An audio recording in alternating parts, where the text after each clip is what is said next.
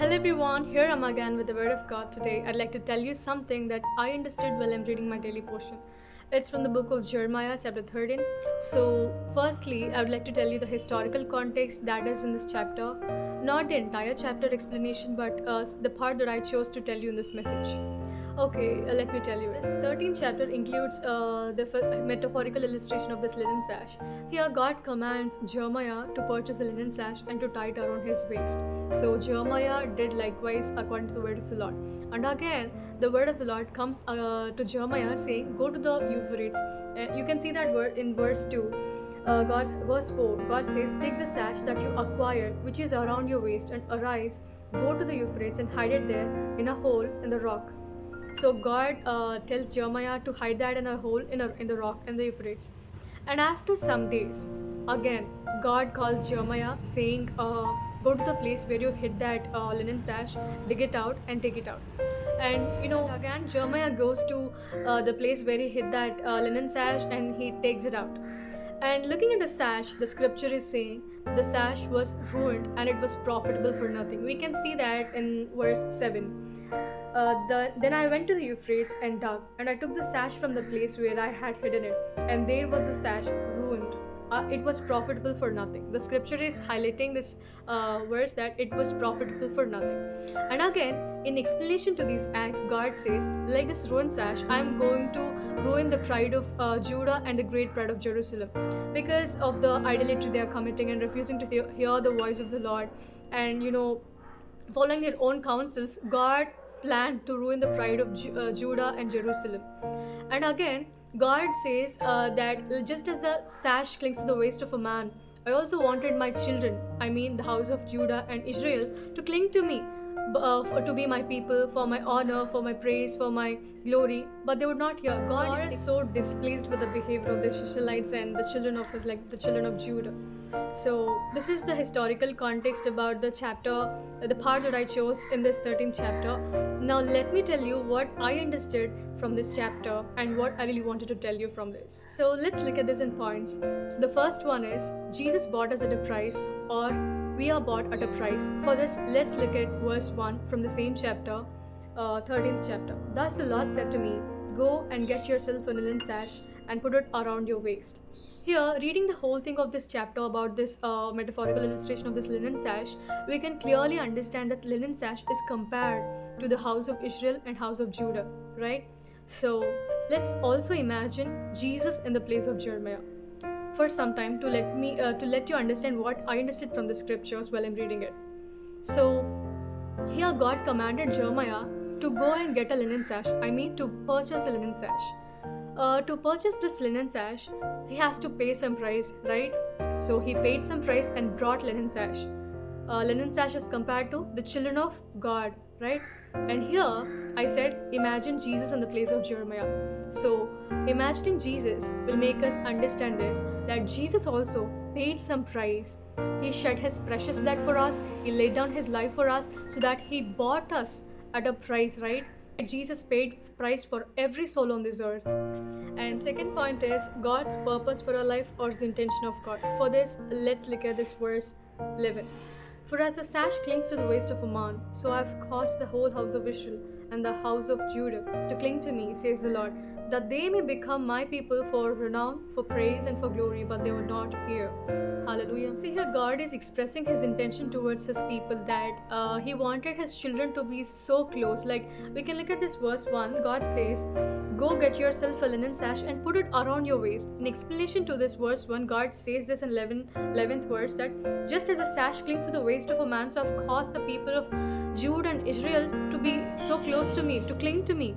See, to be my people, for my renown, for my praise, and for my glory. See, God is expressing that he wanted his people to be so close to him for the glory of the Lord. See, while I'm reading this verse, the phrase cling to, reminded me two things.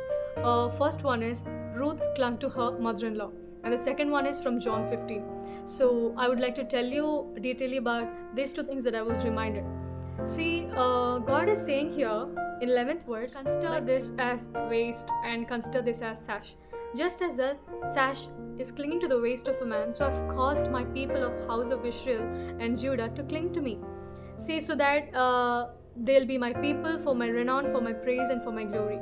See, we can see that there is this physical closeness between sash and waist, right? That is how God is expecting us to be so close to Him with a greater and deep intimacy. See, I said that I was reminded with two things. One is Ruth clung to her mother-in-law, and second one is from John 15. So let's look at this, the story of Ruth. We are also familiar with the story of Ruth, right? Yes, we know that Orpah kissed her mother-in-law and went back to her hometown, but Ruth clung to her mother-in-law. That led Ruth to see a greater blessing in her life, marrying Boaz. And she also, she refuses to leave her mother-in-law, she says this, your people are my people and your God my God. Just when the scripture is saying that Ruth clung to her mother-in-law Naomi, she's not just clinging to her mother-in-law, but she's also clinging to the living God of Naomi, whom she is serving, right? It led to marry Boaz, and from that lineage came Jesus Christ, right? That led to the glory of the Lord. Jesus came from the lineage of Ruth and Boaz. See, just obeying and clinging to her mother-in-law meant clinging to the living God, gave glory to the Lord. That is what the scripture is saying in the 11th verse. Just as these people cling to me, they give glory to. This is what God is also expecting from us, to cling to Him. And the second thing that I was reminded is from John 15. I would like to tell you about it also. See, we all know that Jesus claims Himself that I am the true vine and you're the branches, right? See, when God is saying that until and unless you abide in me and I in you, will not bear fruit. See, when God is saying that I am the vine and you're the branches and you have to abide in me and I in you. See, abiding and clinging का अलग ही मतलब होता है. I mean, इसका कोई comparison नहीं है meanings में. Like, they have a different meaning. Abide by and cling to. But what I really wanted to emphasize is this, that clinging to means like this, in action. I want to tell you it in action. Clinging to means like this, to hold or to clutch. But abide by means to stay, to dwell in. But what I really wanted to say is this: when Jesus is claiming that I am the vine and you're the branches, think this is the vine. Think this is the vine and this is the branch. So we can see the physical closeness here, right? The physical closeness. Until and unless this branch is connected to the vine, the sap in this wine will never get into this branch, right? There is a physical closeness, physical intimacy, so that the sap that is in this wine will get into this branch, so that this branch will bear fruit. This is what God is explaining us when He's saying that I am the vine, you're the branches, to bear fruit until and unless you abide in me. So God is also expecting us to cling to Him, to abide in Him, so that we bear fruit. And that leads to, let's look at John 15 verse 8. And also, I wanted to tell you the verses that I've explained before. John 15 verse 1. I am the true vine and my Father is the vine dresser. And verse 5. I am the vine, you are the branches. He who abides in me and I in him bears much fruit. For without me, you can do nothing. God is saying, without me, you can do nothing. Iska matlab that there is intimacy between the vine and the branches, right? The closeness, the physical closeness between the vine and the branches, just as the sash clings to the waist of a man, right? And the second thing is verse 8. By this, my Father is glorified, that you bear much fruit, so you will be my disciples. See, by bearing fruit, by having this intimacy, this physical closeness, this branches bear fruit, and by bearing fruit, the Father who is in heaven is getting glory. That is what this 8th verse is saying. By this my Father is glorified. See, that is what the 11th verse is also saying in this Jeremiah chapter 13. What it is saying, let's look at this verse. For as the sash clings to the waist of a man, so I have caused the house of Judah and house of Israel to cling to me, says the Lord, that they become my people for my renown, for my praise and for my glory. So clinging to Him is leading to the glory of the Lord. See, Ruth clung to her mother, she glorified the God who is in heaven. See, we, being the children of God, should cling to God so that we bear fruit and we glorify God who is in heaven. So God's intention for our life and a purpose of a life on this earth is to glorify the Lord who created us. Our existence on this earth is to glorify the Lord who is in heaven, right? So this is my second point. Our lives are for the glory of the Lord, and God's purpose for our life is for the glory of the Lord. Third point is our rebellion against God. See, for this, let's look at this verse 7. Then I went to the Euphrates and dug, and I took the sash from the place where I had hidden it, and there was the sash, ruined. It was profitable for nothing. And also this 9 and 10th verses. Thus says the Lord, in this manner I'll ruin the pride of Judah and the great pride of Jerusalem. This evil people who refuse to hear my words, who follow the dictates of their hearts and walk after other gods to serve them and worship them, shall be just like the sash which is profitable for nothing. See, in explanation to this 7th verse, God is explaining, giving explanation in this 10th verse, that just like this ruined sash, see, it was hid in a hole in the rock, so it was ruined. So just like this ruined sash, I'm also against this house of Israel and Judah. I wanted to ruin their pride. I wanted to ruin the pride of Judah and the great pride of Jerusalem. See, when God is saying this, we can understand that He was so displeased with the children, with His children, right? Like the children of Judah and Jerusalem. And one thing I really wanted to emphasize while I'm telling this, see, the linen sash is compared to the children of Judah and Israel, right? See, iska matlab, they are the children of the Lord who already knew who God is and the statutes and commandments of the Lord, who already know everything about God. So these people who know the mightiness of God, who know about the miracles and the things that He had done in the past towards His ancestors, see, they forgot, right? They forgot how God has brought them from the bondage of sin from Egypt, but they are behaving in a way that displeasing the Lord in a way. He wanted to ruin their pride. See, their behavior of not paying attention to the voice of the Lord and not hearing what God is saying to them He's instructing through His servants, and listening to their own counsels rather the counsel of God, and worshipping other gods, doing idolatry, is leading to their own downfall. See, God is saying that He'll ruin the pride of Judah and great pride of Jerusalem. See, that is leading to the ruin of their lives. God is also instructing us through this message that at times we behave likewise. See, these people were the children of the Lord. They know the counsel of the Lord. They know the word of the Lord, the law of the Lord. They know the mighty things that God has done in the lives of their ancestors, how He saved from the bondage of this burden, slavery, right? From the bondage of sin. How He delivered them from that bondage. But they don't remember all these things. They're not remembering all these things and worshipping things that are not gods, doing idolatry. That is causing a great kind of displeasure in the heart of God. So God planned to ruin the pride of Judah and Jerusalem. We also behave likewise, right? Who saved us from our sin, from the eternal fire of hell? It is Jesus, right? God saved us from our sins and gave us new life. He shed His precious blood for us and gave us new life. But what we do, we prioritize other things, doing idolatry. यही नहीं होता है just when we worship things like idols and all. It also happens when we prioritize other things rather God. We prioritize doing spending time with phone or some kind of people. That is also idolatry. God is saying, right? So we might do those kind of things, prioritizing other things rather God in the topmost level, right?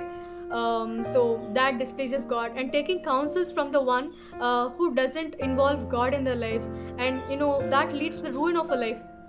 See, we don't involve God in any area of our life, and God is saying, I'll ruin the pride of Judah and Jerusalem. If we don't consult God while we are doing anything, it will obviously humble us. We also know the example of Nebuchadnezzar, where he exalted himself like it was all happened because of the mightiness of him and the great power that he had. But one day God removes all the power that he has, and He will take the reason out of his mind. He'll be like a beast. He eats grass like a beast. And after a few days, again his reason comes to him, which is given by God alone, and then he'll understand the mightiness of God. See, he became like beast because he exalted himself, and God ruined his pride, right? He was humbled, like he became like a beast and ate grass. After his reason came to him, he got to know the truth that there is no other God on this earth except the one who created us, right? So that is what he exalted God then. He didn't exalt himself, he exalted God then. Likewise, when we don't consult God in our ways, or when we exalt ourselves in our ways, or we worship other things, doing idolatry, or prioritizing things other than God, and not taking counsel from the Lord, and refusing to hear the voice of the Lord and the words of the Lord, that will lead to the ruin of a life and the downfall of a life. In any area of life, if we don't involve God, we'll see the same thing, that we are getting humble like Nebuchadnezzar. See, that is what we shouldn't express our rebellion against God. We should be so humble at His feet, worshipping Him, glorifying Him through our lives. And the fourth point is a warning from the Lord. For this, let's look at this verse 15 and 16. Hear and give ear. Do not be proud, for the Lord has spoken. Give glory to the Lord your God before He causes darkness, and before your feet stumble on the dark mountains, and while you are looking for the light, He turns it into the shadow of death and makes it dense darkness.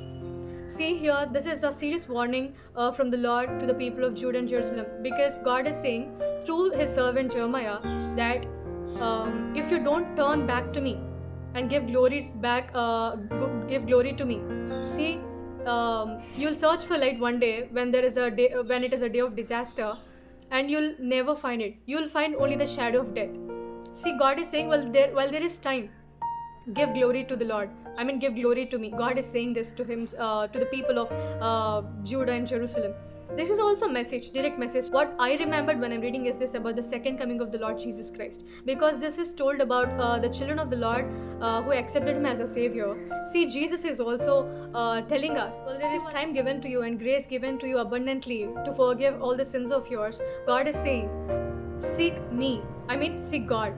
Seek God. Seek Jesus. Seek the feet of the Lord. See, you might postpone when God is speaking to you through His servants, like I'll get baptized later, I'll do things later, I'll accept Jesus Christ later, or I'll come back to the Godhead. Already, if you accepted Christ as your Savior and you have backslided in your ways, and God is calling back once again, you come to me. See, we can see that in the book of Revelation, saying that you come back to the first works of yours, come back to the first love of yours. God is saying, come back to the place where you have fallen, come back to me. See, God is saying in the book of James, come near to me and I'll come near to you. So God is asking you and asking me and all of us that if you have backslided in your ways, come to me and I'm going to forgive you from your sins. Give glory to me. What does giving glory to the Lord literally mean? God is saying in the book of Jeremiah chapter 13 verse 10, clinging to the Lord itself means giving glory to the Lord. Clinging to the Lord means obeying the word of the Lord, hearing the word of the Lord, paying attention to His voice, and living a life that honors Him, glorifies Him, right? Bearing fruits. What is the fruit that God is expecting us? Is the fruit of the Holy Spirit, the 9 fruits of the Holy Spirit, right? So that is what God is really expecting from us, to bear fruits, to give glory to the Lord.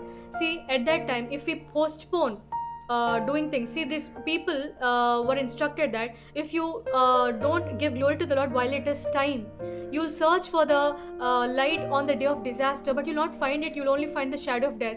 On that day of the second coming, if people try asking God to save them on that day, we have no chance then, right? We have no chance to plead God. We also look at the life of Esau. He sought for his birthright after there is no chance. He sought with tears, the scripture is saying, but he was not given any ear from the Lord, right? His prayer was not heard. That's how we become if we don't pay attention to the Lord while it is time. If we have backslidden, we have to go to God and give glory to the Lord, accepting our sins and confessing our behavior before the Lord and getting cleansed by the blood of Jesus and giving glory to the Lord through our behavior. God is clearly telling us, while it is time, seek Him. So give glory to the Lord. So if we postpone things thinking that we can do it later, like we can accept Jesus later, we can come back to the Lord later, we can restore our relationship with the Lord later. See, the day is going to come like a thief. The second coming of the Lord is coming, will be like a sudden surprise to the one, like not a surprise of happiness, but it will be like a sudden terror to the one who hasn't yet prepared. So God is asking us, see, while there is time, seek me. If we don't do that and behave in a way like God don't wanted us to behave, and finally the day comes where Jesus returns for His second to take His children back, and at that time, if you seek the Lord, if you search for the light, the scripture is saying you'll search for the light and you'll not find it. You'll only He'll turn that into shadow of death. इसका मतलब ये है that the light, God is saying, Jesus claims himself that I'm the light of the world. Seeking light means seeking Jesus. If you seek Jesus at that time, like to save you from this eternal fire of hell at the end of the time, already when he told you to accept your sins and come to him and glorify him, if you be deaf to the talk of the Lord from through when he's speaking to you through his servants or through the word of God or through many ways, if you are deaf to the word of the Lord at that time, he'll be deaf to the word of the prayer of yours when you ask him to save you at that final moment. Because God is telling that I will turn this light into the shadow of death. There will be no other chance to the one who cries out on that day to the Lord to save that one who is crying out. So God is giving a serious instruction and a warning to us to give glory to the Lord by coming back to him, accepting our sinful ways before Lord and getting cleansed by the blood of Jesus. Finally, I want to conclude this message with one word, that the kingdom is at hand. So the Lord is coming back the second time to take us. So all we have to do is we should get ready, like the 5 wise virgins, how they have got prepared for the coming of the bridegroom, right? We also have to prepare likewise, filling ourselves with the Holy Spirit and living a life that honors him and waiting for the coming of the bride with such a kind of preparation. When he comes, we shouldn't feel ashamed, we shouldn't feel so sad, but we should be so hopeful about the coming of the Lord. We should be so joyful about the coming of the Lord, that when he comes, he takes us to live with him for eternity. Hallelujah. To the ones who is watching who do not know who Christ really is and who haven't accepted Christ as a savior, knowing all the things about Christ, God is calling you and giving you an open invitation to come to him and to accept him as your personal savior. If you do not know who Christ really is, you can read the word of God to know more about him. And if you're hearing many things from people about Jesus Christ, from children of God who are claiming the truths about Jesus Christ, that he is the only living God, he's the way, he's the truth, he's the life. When people are claiming that, if you have any doubts regarding this, you can, to clarify your doubts, you can clearly, ask God in faith, saying that, praying like this, like, God, these people are saying many things about you, claiming that you are the only God. If it is true, show yourself to me. And then, if you do that in prayer, he will speak to you, however, through his word, through his servants, or he will reveal himself to you, however you can lean on to him and the hope that he is going to give you. So this is how God is calling all of you and giving you an open invitation to come to him and accept him as your personal savior. That's it all for today. See you again with the word of God. Bye.